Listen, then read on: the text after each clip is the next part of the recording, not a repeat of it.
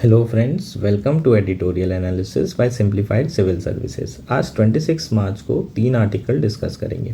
चूँकि आज newspaper available नहीं होता है, इसलिए जो डिस्कशन होगा वो 25 मार्च के पेपर का होगा। टोटल 3 आर्टिकल डिस्कस करेंगे। फर्स्ट आर्टिकल जो डिस्कस किया जाएगा वो है on the resurgence of mump in the Kerala. इसमें हम मम्प डिसीज़ की बात करेंगे, इसको क्योर कैसे कर सकते हैं, जो रीसेंट आउटब्रेक है उसे किस तरीके से कंट्रोल किया जा सकता है, ये सारी चीज़ें डिस्कस की जाएगी। प्री और मेंस एस्पेक्ट दोनों कवर करेंगे। नेक्स्ट आर्टिकल जो डिस्कस करेंगे वो है what are the new rules for the elephant transfer. एक स्टेट से दूसरे स्टेट में अगर एलिफेंट को ट्रांसफ़र करना रहे तो उससे रिलेटेड जो नए रूल्स बनाए गए हैं उसके बारे में चर्चा की जाएगी। काफ़ी इंपॉर्टेंट आर्टिकल है। वाइल्ड लाइफ प्रोटेक्शन एक्ट के बारे में भी चर्चा करेंगे और जो एलिफेंट है उसके बारे में भी थोड़ी सी बात करेंगे। प्री और मेंस दोनों एस्पेक्ट कवर करेंगे, लेकिन प्री के लिए कहीं ज़्यादा इंपॉर्टेंट आर्टिकल है। नेक्स्ट आर्टिकल जो डिस्कस करेंगे वो है द भूटान मॉडल। ये आर्टिकल मेंस के पर्सपेक्टिव से बहुत इंपॉर्टेंट है। इंडिया भूटान रिलेशनशिप के ऊपर ये आर्टिकल आया है और जो भूटान मॉडल है उसको किस तरीके से हम रेप्लिकेट कर सकते हैं बाकी सब कॉन्टिनेंट कंट्रीज़ के साथ, उस पर चर्चा की जाएगी। अगर आपको कंटेंट पसंद आ रहा है तो प्लीज़ लाइक करिए, शेयर करिए, सब्सक्राइब करिए। आइए शुरू करते हैं हमारा एनालिसिस। हमारा फर्स्ट आर्टिकल है on the resurgence of mumps in Kerala. यह आर्टिकल द हिंदू में आया है। GS3 science and technology mains के पर्सपेक्टिव से बहुत इम्पॉर्टेंट है। प्रीलिम्स 2024 के लिए और भी ज़्यादा इम्पॉर्टेंट है। मेंस में तो डायरेक्टली डिसीज़ के ऊपर क्वेश्चन नहीं आते, लेकिन प्रीलिम्स में आपको डिसीज़ थीम पे क्वेश्चन पूछे जाते हैं। एक ना एक डिसीज़ आपको पूछ ली जाती है और मम्स थोड़ी सी अनइम्पॉर्टेंट है, इसलिए इसके चांसेस बहुत ज़्यादा हैं बाकी डिसीज़ की अपेक्षा, इसलिए इसको थोड़ा ध्यान से पढ़ेंगे। प्री के लिए बहुत इम्पॉर्टेंट है। न्यूज़ में क्यों है पहले ये देख लेते हैं। न्यूज़ में इसलिए है क्योंकि जो केरला है वहाँ केसेस बहुत तेज़ी से बढ़ रहे हैं। शुरुआत कुछ महीनों पहले हुई थी, केसेस वहाँ पर शुरू हुए थे आना, और अभी मार्च 2022 तक अगर बात करें तो 15,667 के आसपास मम्प्स के केस आ चुके हैं। और केवल मार्च की अगर बात करें तो वहाँ 6,675 केसेस सिर्फ एक महीने में रिपोर्ट किए गए हैं, इसलिए ये न्यूज़ में है। मम्प्स क्या है? एक एक्यूट वायरल इन्फेक्शन है। एक्यूट का मतलब क्या होता है? जो कम समय के लिए आपका डिसीज़ होती है, क्रोनिक होती है, जो लंबे समय तक चलती है। ठीक, तो ये एक्यूट है। वायरल है मतलब वायरस के कारण होने वाला इन्फेक्शन है। जनरली किसको अफेक्ट करता है? ये चिल्ड्रन को अफेक्ट करता है और एक वाइल्ड फायर की तरह केरला में फैलते जा रहा है। सिर्फ केरला में ही नहीं, दूसरे स्टेट में भी अब केसेस आना शुरू हो गए हैं, जैसे कि महाराष्ट्र, तेलंगाना और आंध्र प्रदेश। इन स्टेट्स में भी अब केसेस दिखने लगे हैं।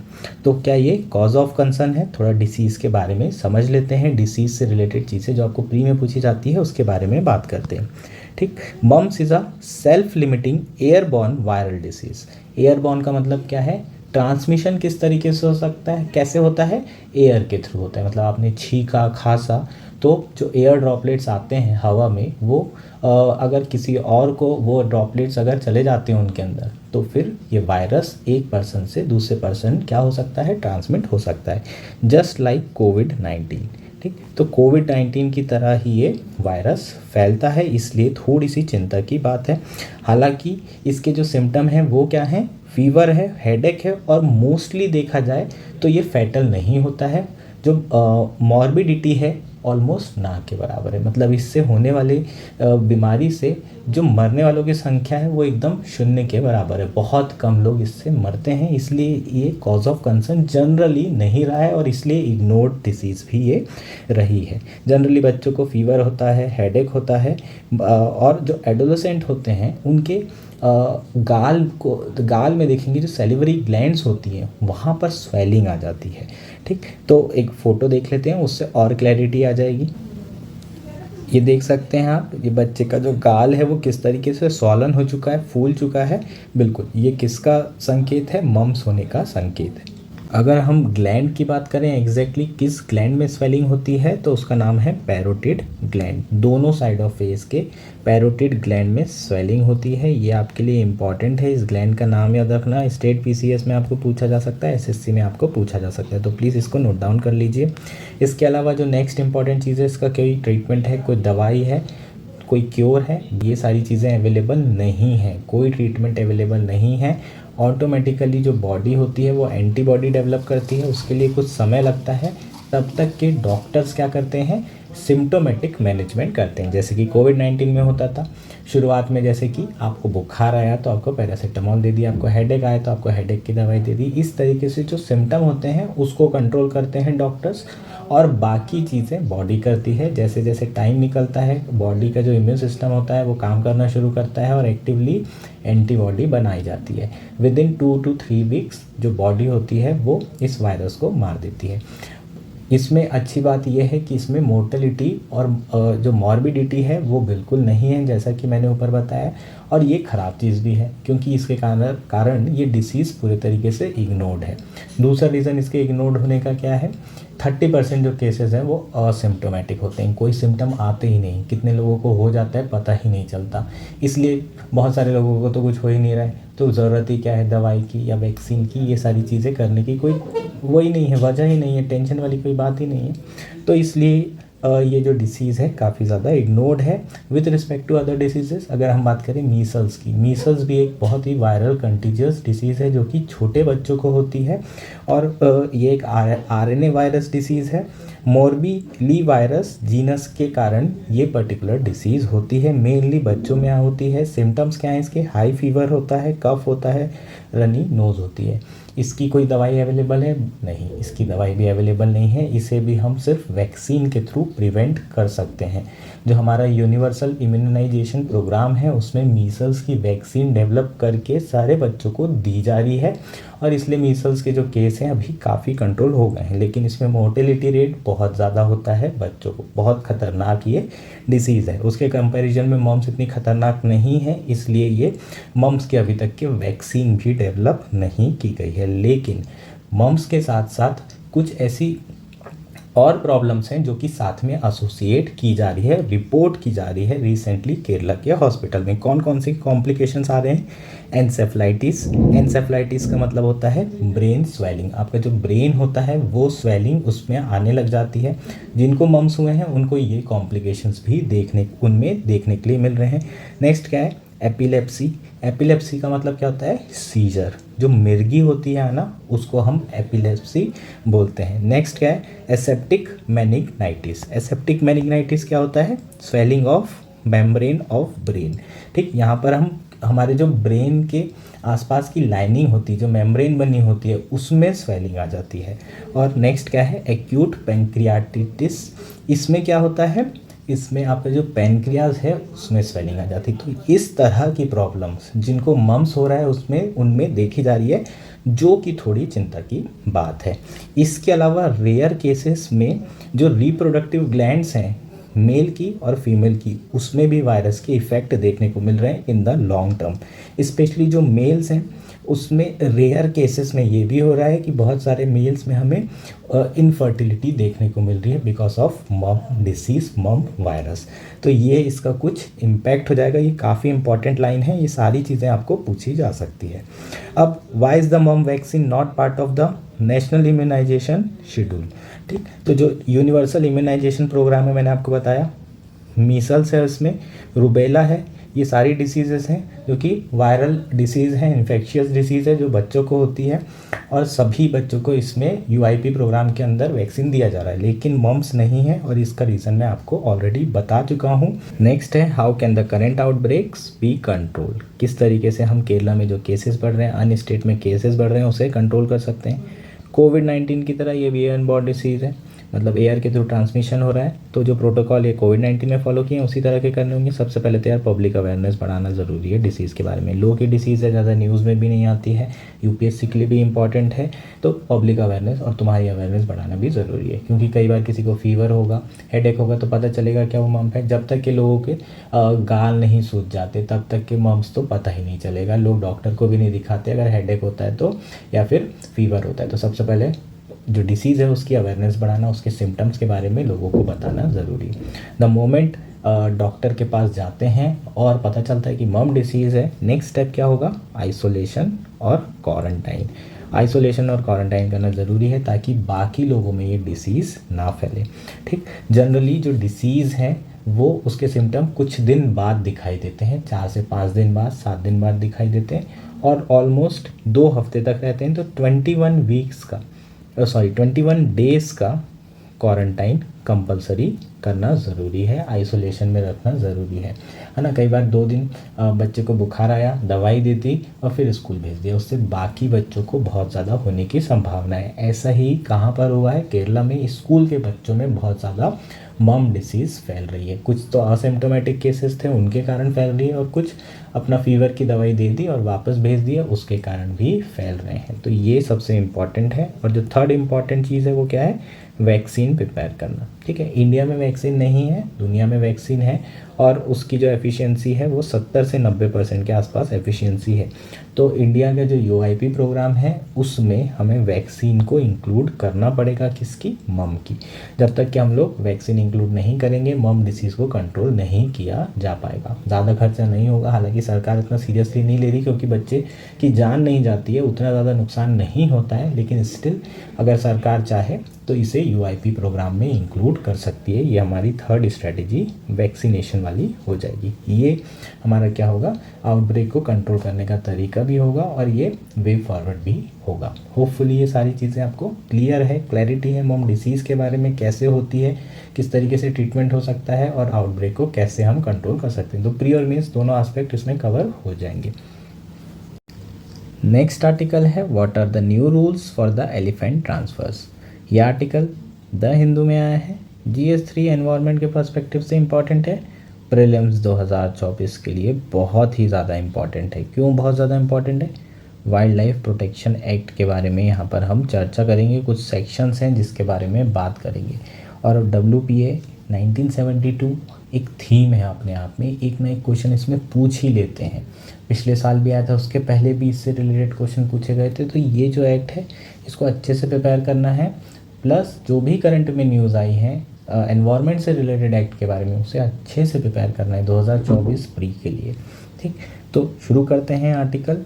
यहाँ पर हम किसकी बात कर रहे हैं? एलिफेंट की बात कर रहे हैं। तो थोड़ा सा एलिफेंट के बारे में जान लो। शेड्यूल 1 में है 1972 एक्ट में। शेड्यूल 1 का मतलब मैक्सिमम प्रोटेक्शन इस एनिमल को दिया जा रहा है शेड्यूल 1 के अंदर। IUCN के अंदर जो एशियन एलिफेंट्स हैं वो एंडेंजर्ड हैं, लेकिन अफ्रीकन अगर लिख दिया तो वनरेबल हो जाएगा। इन चीज़ों का ध्यान रखेंगे, एशियन है या फिर अफ्रीकन एलिफेंट की बात हो रही है, दोनों में अलग अलग स्टेटस है।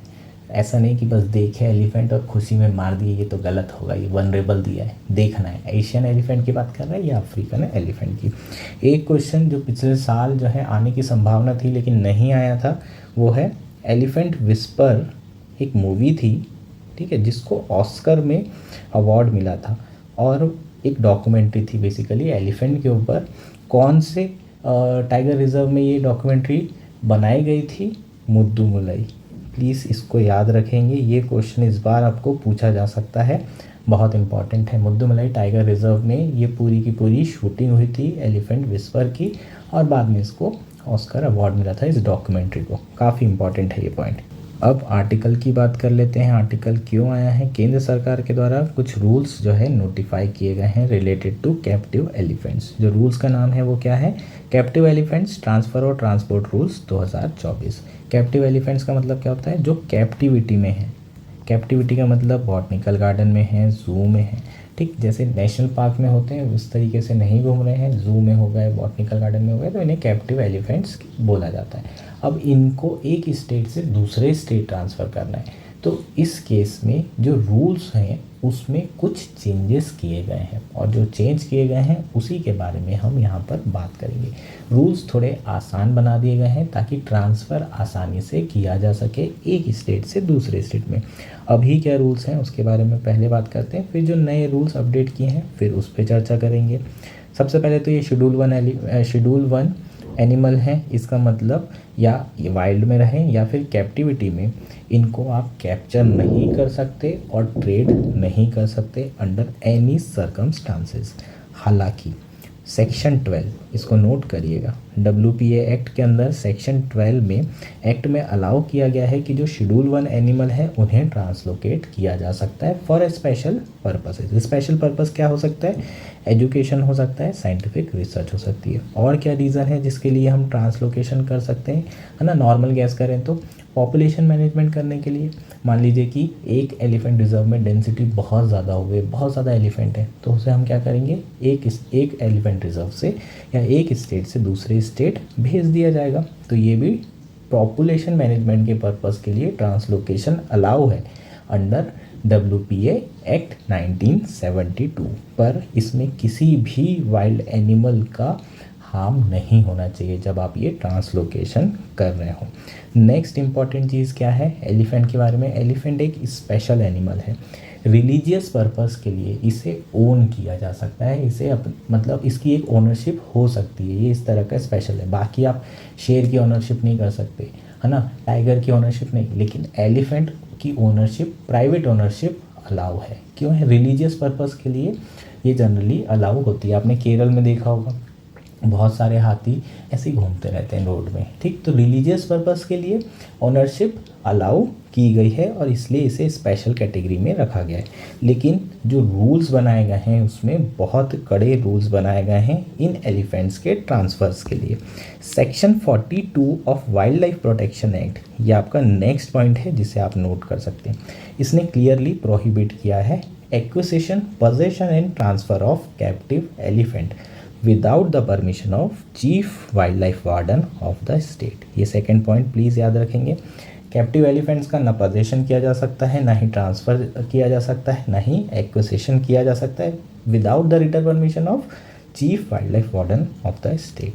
2021 तक के लॉ में एक्सप्लिसिटली कहा गया था कि जो ट्रांजैक्शंस होंगे वो कमर्शियल नेचर के नहीं होना चाहिए। इसका मतलब एक पर्सन से दूसरे पर्सन को अगर हम एलिफेंट दे रहे हैं तो जो ट्रांजैक्शन है उसमें वो कमर्शियल नेचर के बिल्कुल भी नहीं होंगे। लेकिन 2021 में अमेंडमेंट लाया गया और रिलीजियस पर्पस के लिए एलिफेंट का ट्रांसफ़र को अलाउ किया गया, ठीक। तो ये अभी के एग्जिस्टिंग आपके प्रोविजंस थे।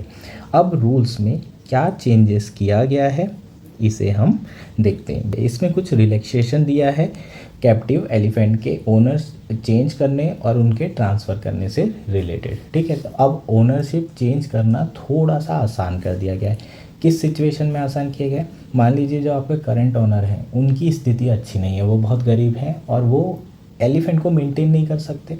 तो ऐसे सिचुएशन में वो क्या कर सकते हैं, एलिफेंट को दूसरे ओनर को बेच सकते हैं। सिर्फ इसी सिचुएशन में, इसमें भी जो चीफ वाइल्ड लाइफ वार्डन होंगे वो देखेंगे कि ये जो ट्रांसफ़र हो रहा है वो प्रॉपर ट्रांसफ़र हो रहा है या फिर नहीं हो रहा है, किन सर्कमस्टांसेस में ट्रांसफ़र हो रहा है, क्या एक्चुअल में जो ओनर हैं वो प्रॉपरली मेंटेन नहीं कर पा रहे हैं, अपकीप ऑफ एलिफेंट नहीं कर पा रहे हैं। इसी सिचुएशन में ट्रांसफ़र अलाउ किया जाएगा। ट्रांसफ़र होने के पहले specially with in the state जो एलिफेंट की हेल्थ होगी उसको एक वेटरनरी डॉक्टर चेक करेगा। Deputy conservator of forest current habitat को चेक करेगा, प्रॉस्पेक्ट हैबिटेट को चेक करेगा, देखेगा कि जो एलिफेंट है उसके लिए बेस्ट कौन सा हैबिटेट है, एक रिपोर्ट बनाएगा और चीफ वाइल्ड लाइफ वार्डन को वो रिपोर्ट डॉक्यूमेंट भेजा जाएगा। जब चीफ वाइल्ड लाइफ वार्डन को वो रिपोर्ट डॉक्यूमेंट मिलेगा तो वो फाइनली डिसाइड करेंगे कि इस ट्रांसफ़र को अप्रूव किया जाना चाहिए या नहीं किया जाना चाहिए। इन केस अगर एलिफेंट एक स्टेट से दूसरे स्टेट में जा रहा है तब भी सिमिलर कंडीशन क्या की जाएगी, फॉलो की जाएगी। नेक्स्ट कंडीशन क्या है, ट्रांसफ़र को इफेक्टेड करने के लिए genetic profile of the elephant को बनाना और रजिस्टर करना बहुत ज़रूरी है। कहाँ रजिस्टर किया जाएगा? Ministry of environment, forest and climate change में genetic profile of the elephant को रजिस्टर किया जाएगा। इसके अलावा जो नेक्स्ट रूल जिसमें चेंज किया गया है, पहले क्या होता था, असम से गुजरात अगर आपको ट्रांसफ़र करना है तो जितने भी स्टेट बीच में आएंगे जहाँ से एलिफेंट को ले जाया जाएगा उन स्टेट के चीफ वाइल्ड लाइफ वार्डन से परमिशन लेनी पड़ती थी। अब जो है इसमें जो नया रूल है उसको, है ना, ये लॉजिकल रूल भी, नए रूल में ये कर दिया है कि जो रिसिपेंट स्टेट है और जो ओरिजिनेटिंग स्टेट है बस वहाँ के चीफ वाइल्ड लाइफ वार्डन की परमिशन की ज़रूरत होगी। तो ये कुछ 5-6 पॉइंट्स हैं, इसको ध्यान रखना बहुत ज़रूरी है। स्पेशली जो एक्ट में दिए हुए हैं यार वो ज़्यादा इंपॉर्टेंट है, जो नए रूल्स हैं वो भी इम्पॉर्टेंट है, पर एक्ट वाले बहुत ज़्यादा इम्पॉर्टेंट है। ठीक, हमारा लास्ट आर्टिकल है द भूटान मॉडल। ये आर्टिकल इंडियन एक्सप्रेस में आया है। GS2IR मेंस के पर्सपेक्टिव से बहुत इंपॉर्टेंट है। इंडो भूटान रिलेशनशिप इस बार आपको मेंस में पूछा जा सकता है। प्री के पर्सपेक्टिव से भी हम लोगों ने रिसेंटली गैलुफू सिटी के बारे में बात की थी। ये गैलुफू सिटी कौन डेवलप कर रहा है? भूटान कर रहा है। तो इस तरीके से आपको प्रीलिम्स में भी ये सारी चीज़ें पूछी जा सकती है। प्री और मेंस दोनों एस्पेक्ट कवर करेंगे। इंडिया और भूटान रिलेशनशिप की बात करें तो इंडिया जो है भूटान का ट्रेडिशनल पार्टनर रहा है, एक नेचुरल पार्टनर रहा है बिकॉज ऑफ इट्स जोग्राफी और इट्स डिपेंडेंस ऑन इंडिया। ठीक, और इंडिया जो हमेशा से भूटान को इक्वली ट्रीट भी करता हुआ आया है, इसलिए दोनों के बीच में जो रिलेशन रहे हैं बहुत ही अच्छे रिलेशन रहे हैं, टाइम एंड टेस्टेड रिलेशन रहे हैं। अगर आपको इसकी इम्पोर्टेंस को देखना है तो 2014 में जब एनडीए की सरकार आई थी, प्राइम मिनिस्टर मोदी जी की जो फॉरेन पॉलिसी थी उसका नाम था फर्स्ट नेबरहुड पॉलिसी। और अपने नेबरहुड में सबसे पहली कंट्री जहां prime minister Modi ji visit करने गए थे वो हिमालय किंगडम भूटान था।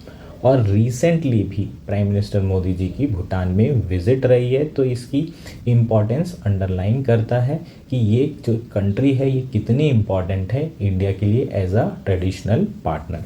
और क्या रीज़न है इसकी इम्पॉर्टेंस का? यार ये बफर स्टेट है। बफर स्टेट का मतलब क्या है? इंडिया और चाइना के बीच में Bhutan as a buffer state का काम कर रहा है। यहाँ पर चाइना की आर्मी, यहाँ पर इंडिया की आर्मी, दोनों का फेस ऑफ नहीं हो पा रहा है जस्ट बिकॉज ऑफ कि यहाँ पर एक कंट्री है जिसका नाम भूटान है, इसलिए इसकी बहुत ज़्यादा इंपॉर्टेंस है। दूसरा, इसकी लोकेशन के कारण स्ट्रेटेजिक इंपॉर्टेंस बहुत ज़्यादा है। फ़ोटो देखेंगे तो समझ में आ जाएगा। ये देखो, ये आपका भूटान हो गया, तिब्बत, चाइना, ठीक है। चुम्बी वैली में चाइना की ऑलरेडी प्रेजेंस है। ये आपका डोकलाम है। डोकलाम जो है ट्राई जंक्शन एरिया है और यहाँ पर 2017 में ऑलरेडी डिस्प्यूट हो चुका है।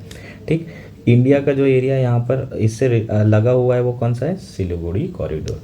अब ये सिलीगुड़ी कॉरिडोर की इंपॉर्टेंस इतनी ज़्यादा क्यों है? क्योंकि ये चिकन नेग एरिया है। अगर यहाँ पर चाइना की प्रेजेंस होती चुम्बी वैली से, डोकलाम से यहाँ पर आ जाता है और अटैक करता है, तो इंडिया के नॉर्थ ईस्ट पोर्शन को पूरा अलग किया जा सकता है इस जगह पे सिर्फ कंट्रोल करने से। मान लीजिए चाइना यहाँ से अरुणाचल प्रदेश में अटैक करता है और यहाँ पर अपना डोमिनेशन बना लेता है सिलीगुड़ी कॉरिडोर में, तो इंडिया की जो आर्मी होगी वो मोबिलाइज नहीं हो पाएगी। और इसलिए इंडिया के लिए बहुत ही ज़्यादा इम्पॉर्टेंट एरिया है, इसका स्ट्रेटेजिक सिग्निफिकेंस बहुत इम्पॉर्टेंट है। और इसीलिए जो है इंडिया के लिए भूटान भी बहुत ज़्यादा इम्पॉर्टेंट है। जब 2017 में डोकलाम डिस्प्यूट हुआ था तो इंडिया ने जो है भूटान को अनकंडीशनल सपोर्ट दिया था। चाइना क्या चाहता है? चाइना ये चाहता है कि ये जो चुम्बी वैली के आसपास का जो डिस्प्यूटेड टेरिटरी है वो कौन को मिल जाए? चाइना को मिल जाए। ठीक है, वो भूटान से नेगोशिएशन कर रहा है और ये वाली जो डिस्प्यूट टेरिटरी है वो चाइना भूटान को देना चाहता है। चाइना जो है अपनी प्रेजेंस इस एरिया में बढ़ाना चाहता है और ये एरिया भूटान को देना चाहता है, लेकिन भूटान इंडिया की जो सिक्योरिटी कंसर्न है उसे समझता है, जानता है कि यहाँ पर इनकी प्रेजेंस चाइना की इंडिया के लिए भी सही नहीं है और भूटान के लिए भी सही नहीं है। इसलिए जो है अभी तक के चाइना और भूटान के रिलेशन उतने अच्छे हैं नहीं। इनफैक्ट ये कह सकते हैं कि चाइना और भूटान के बीच में कोई भी फॉर्मल डिप्लोमेटिक रिलेशन नहीं है। डिस्प्यूट चल रहा है, नेगोशिएशंस हो रहे हैं, लेकिन अभी तक के कोई फॉर्मल डिप्लोमेटिक रिलेशन चाइना और भूटान में देखने के लिए नहीं मिल रहे हैं। तो इतनी ज़्यादा इसकी स्ट्रैटेजिक इम्पॉर्टेंस है इंडिया के लिए। नेक्स्ट पॉइंट क्या है? भूटान जो है का लार्जेस्ट ट्रेडिंग पार्टनर कौन है? इंडिया है। ठीक, 70% एक्सपोर्ट इंपोर्ट किस पे रिलाई करता है? इंडिया पे। क्योंकि ये लैंडलॉक कंट्री है तो भूटान के लिए इंडिया बहुत इम्पॉर्टेंट पार्टनर है। चाइना से उतने ज़्यादा कनेक्टिविटी इसकी पॉसिबल नहीं है बिकॉज ऑफ जोग्राफी, लेकिन इंडिया के साथ आसानी से ये क्या कर सकते हैं? कनेक्टिविटी बढ़ा सकते हैं। और मेनली इनका जो रेवेन्यू आता है वो किससे आता है? हाइड्रो इलेक्ट्रिक पावर प्लांट से, उससे जो होने वाली इलेक्ट्रिसिटी है, और वो सारी इलेक्ट्रिसिटी कौन खरीदता है? इंडिया खरीदता है। तो इनका जो एक्सपोर्ट इंपोर्ट है वो किस पे डिपेंड कर रहा है? इंडिया पे डिपेंड कर रहा है। तो दोनों के लिए बहुत इंपॉर्टेंट है एक दूसरे के साथ अच्छे संबंध होना। इसके अलावा बहुत स्ट्रॉन्ग कल्चरल टाइज है। जो भूटान है वो एक बुद्धिस्ट कंट्री है और बुद्धिज़्म कहाँ जन्मा है, इंडिया में। तो दोनों के कल्चरल टाइज भी बहुत ज़्यादा क्या है, स्ट्रॉन्ग है। इन कारणों के कारण इंडिया और भूटान के रिलेशन ट्रेडिशनली बहुत ज़्यादा स्ट्रॉन्ग रहे हैं। लेकिन अब जो है चाइना की प्रेजेंस बहुत ज़्यादा बढ़ती जा रही है। ठीक, चाइना जो फैक्टर है वो बहुत प्रॉब्लमेटिक होता जा रहा है, स्पेशली इंडियन सब कॉन्टिनेंट में। अगर हम देखें तो इंडिया के जितने भी सब कॉन्टिनेंट में पार्टनर्स हैं, नेचुरल पार्टनर हैं, उनके साथ अब रिलेशन उतने अच्छे नहीं रहे। पहला कौन सा है, म्यांमार की बात करें तो म्यांमार में कूप हो गया है और रिफ्यूजी क्राइसिस चल रहा है, इंडिया में बहुत ज़्यादा रिफ्यूजीज आ रहे हैं, तो इनके साथ इशू चल रहा है। बांग्लादेश में अलग इशू चल रहा है, वहाँ पर जो इलेक्शन है वो रिग्ड करके अवामी लीग आई है। हालांकि अवामी लीग प्रो इंडियन जो है गवर्नमेंट बनी है वहाँ पर, लेकिन स्टिल जो है इश्यूज़ वहाँ पर चल रहे हैं, पॉलिटिकल इंस्टेबिलिटी चल रही है। तीसरा आपका नेपाल हो जाएगा। नेपाल में 2015 में ब्लॉकेड के बाद से अभी तक के एंटी इंडियन सेंटिमेंट्स बने हुए हैं। पाकिस्तान के बारे में बात नहीं करेंगे। अफ़गानिस्तान के बारे में बात करेंगे तो अफ़गानिस्तान में तालिबान आ गया है और इंडिया के साथ कोई फॉर्मल डिप्लोमेटिक रिलेशन तालिबान के साथ है ही नहीं। इसके अलावा मालदीव्स के बारे में बात करने की ज़रूरत नहीं, लगातार न्यूज़ में आ रहा है। मालदीव्स के साथ जो है रिलेशन ख़राब होते जा रहे हैं। श्रीलंका के साथ रिलेशन ख़राब हो चुके थे, लेकिन अभी रिलेशन थोड़े बेहतर हो रहे हैं। तो ओवरऑल आप देखेंगे इंडिया की जितने भी सब कॉन्टिनेंट की कंट्रीज़ हैं उसके साथ अब रिलेशन उतने अच्छे नहीं रहे। और उसी पर्सपेक्टिव से हम भूटान को देखते हैं तो भूटान एकमात्र ऐसी कंट्री बची है जिसके साथ इंडिया का रिलेशन बहुत स्ट्रॉन्ग है और बहुत समय से चला आ रहा है।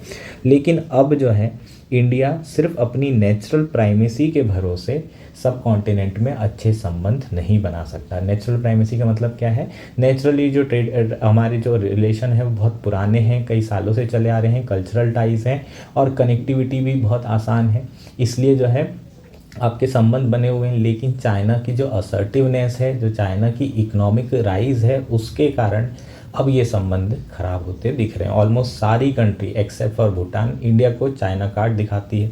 जैसे कि कनेक्टिविटी जो इश्यूज थे उसे चाइना धीरे धीरे ओवरकम करने लगा है। नेपाल और चाइना के बीच में बहुत ज़्यादा जो है हिली टेरेन है, कनेक्टिविटी आसान नहीं है, लेकिन उसके बावजूद भी इस चैलेंज को चाइना ने ओवरकम किया है। कैसे ओवरकम कर रहा है, अपने फाइनेंशियल रिसोर्सेज का यूज़ करके। बहुत ज़्यादा फाइनेंशियल रिसोर्सेज वो साउथ एशियन कंट्रीज़ में डिप्लॉय कर रहे हैं। चाइना भूटान के साथ क्या चाहता है, भूटान से चाइना चाहता है कि जैसे इंडिया के साथ संबंध है भूटान के, वैसे ही चाइना के साथ भी संबंध रहें और बहुत ज़्यादा रिलेंटलेस प्रेशर भूटान पर डाले जा रहा है। भूटान ज़्यादा समय तक ये प्रेशर नहीं झेल सकता, इसलिए इंडिया को अल्टरनेटिव मॉडल प्रिपेयर करना होगा, अल्टरनेटिव मॉडल तैयार करना होगा। सिर्फ अपने नेचुरल एडवांटेज पे इंडिया रिलाय नहीं कर सकता for the longer period of time for a sustainable relation with their natural trading partners. ठीक, तो इंडिया जो है अब जो मॉडल लेकर आया है वो क्या है, इंडिया का जो मॉडल है उसमें 3 एलिमेंट्स हैं। सबसे पहले जो दिल्ली है वो फोकस किस पे कर रहा है, डीपर इकोनॉमिक कॉपरेशन।